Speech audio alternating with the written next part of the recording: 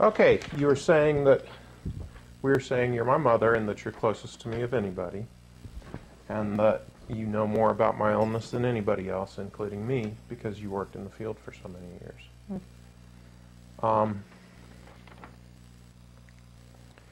I became disabled back in 1994 after having gone to Pittsburgh, Pennsylvania in the most accomplished move of my entire life, being accepted to Carnegie Mellon University, the 20-something, 23rd best school in the country, and the best school that anyone in the family had ever attended at the time. Did you ever have any clients with schizoaffective order specifically? Yes, it's not a real common disorder, but yes, I did have some. Schizoaffective disorder was a pretty uncommon and, in fact, fairly controversial disorder when I was, early years I was in mental health. People were more likely to be diagnosed with bipolar illness with psychotic features or schizophrenia. And some people didn't even think that diagnosis existed. When you finally ended up in Southwestern in '95, they diagnosed you as paranoid schizophrenic, but the doctor didn't want to hear anything about the mood symptoms that I was seeing. And I think it was even later that you were diagnosed with schizoaffective. So. It's kind of ironic that you, having had worked at Southwestern for 4 years, to have your son end up as a patient there. Well, I worked really hard to keep you out of Southwestern. I didn't want you to have to go to Southwestern. Yeah. And that's why you were in every hospital there was besides that in the area, including in Bethesda in 2 different hospitals before you ended up in Southwestern. But it seems to be that you're getting to Southwestern is what finally helped you accept the fact that you had a major illness and you needed to take your medicine. And right. Right. Well, when I was hospitalized there twice, one for 3 days and one for 30 days. The 3-day stay that I had there was relatively uneventful. It was sort of a jump in and jump out kind of thing. It didn't really work to get me into treatment, but I was able to prove to the doctor that I was at least intelligent enough not to have to be in there. I'm not sure why that makes a difference, but I think that it actually may have.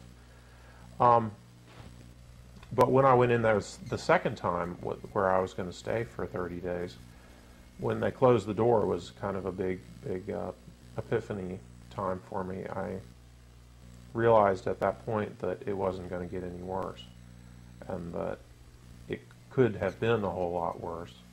I could be homeless or arrested in jail someplace because of whatever I may have done as a consequence of my illness. But when they closed the door on me, and before I went to bed, I realized that there was no use in fighting anymore. I had been beaten, and the only thing that was going to make things any better was going to be for me to swallow my pride and to make an effort to improve. How many times do you remember me being hospitalized before I finally got into treatment after that last stay at Southwestern? It was 5 times in 6 months in 1995 after you'd come back from Carnegie Mellon for the last time. In Pittsburgh, yeah. Mm-hmm. That was a frustrating experience for us. I remember something to the effect of being hospitalized for 3 days and then being basically booted out after 3 days several different times because the insurance wouldn't pay for it because of managed care. Right. That must have been horrible. What was that like for you? Oh, it was a nightmare because, I wanted you to get in the hospital and get stabilized on medication and get better and come home. But as soon as you got past the point of being just what's called floridly psychotic, totally psychotic, the doctors would have to report that you were no longer, symptomatic. Having the major primary symptom. And I had Georgia State Hospital, I was working for the Mill Health Center, so I had the state of Georgia hospital policy, and you were under that. And at the time, like you said, they had managed care, and as soon as they started reporting you were that stable, they would quit paying the insurance, and so the hospital would have to discharge you, and and you'd come home and immediately stop taking your medicines and immediately get psychotic again, and then here we were again, over and over again. Have you told about taking off to walk to Pittsburgh? No, I haven't told anybody about that yet. That was one of the wilder moments. Yeah. You took off early one morning in a robe. Right, I was in my bath. No, I think I didn't get out of the neighborhood the time I went with my robe on, my bathrobe. That's because I was here and I because chased you were after chasing you. me down. Yeah. And but the other time, I actually ended up walking to Ocklackney because I was heading to Pittsburgh. I was going to hitchhike to Pittsburgh from Thomasville, Georgia. And my greatest asset was I had a bag full of tea bags. That's what was going to get me to Pittsburgh was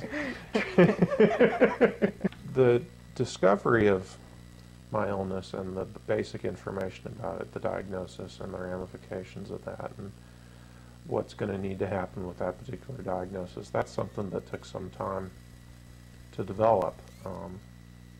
What do you remember about that process? Well, like I said, when you came home in the fall of '94 from Carnegie Mellon, you were not uncontrollably psychotic, and but you were very fragile, and it was clear that you weren't able to do your schoolwork, and you weren't able to finish. But like I said, the diagnosis wasn't at all clear at that point. I didn't want you to go back to Pittsburgh to Carnegie Mellon because I didn't think you were ready. But both your psychiatrist and counselor said that we shouldn't hold you back if you felt strongly you needed to go back, that you should. And then you just fell apart when you got back. I mean, you couldn't go to school at all. You weren't eating. You weren't bathing. You weren't getting out of bed. You were living in total filth. And when I went up to check on you, you were refusing to talk to us on the phone. And I went up to check on you, and it was just a pitiful sight. It really was. And but you wouldn't come home with me, and it was clear. It was clear that you were psychotic. One of the hardest things for me was everybody else's denial.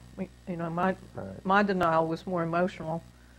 Rationally, I could see that you were psychotic and very, very sick, but none of us wanted to believe that you had a major disabling, mental illness. But everybody else besides me just couldn't get a handle on it at all. The Southwestern thing was almost like a self-fulfilling prophecy for me.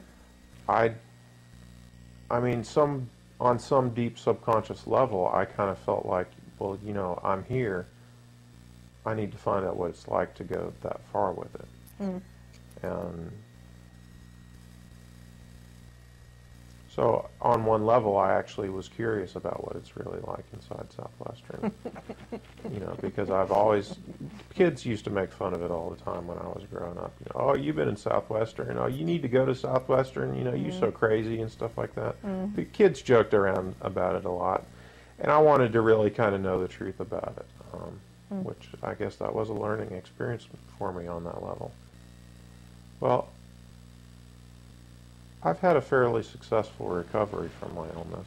Mm-hmm. I attribute that as being the number one factor, is your experience with the illness itself and that type of illness.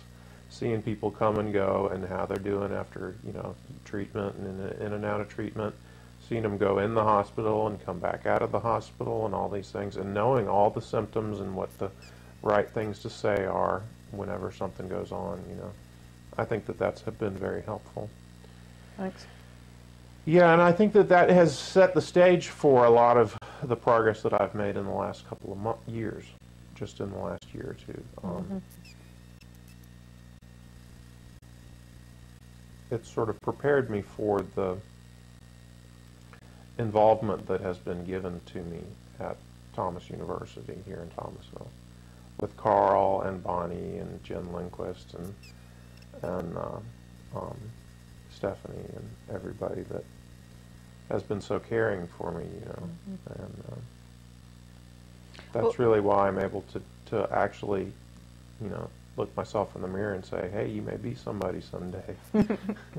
And it's so wonderful to see you, going through that. A couple months ago when you told me one day that you were happy, I was just, a mother couldn't wish for anything better than that. Yeah, it was wonderful.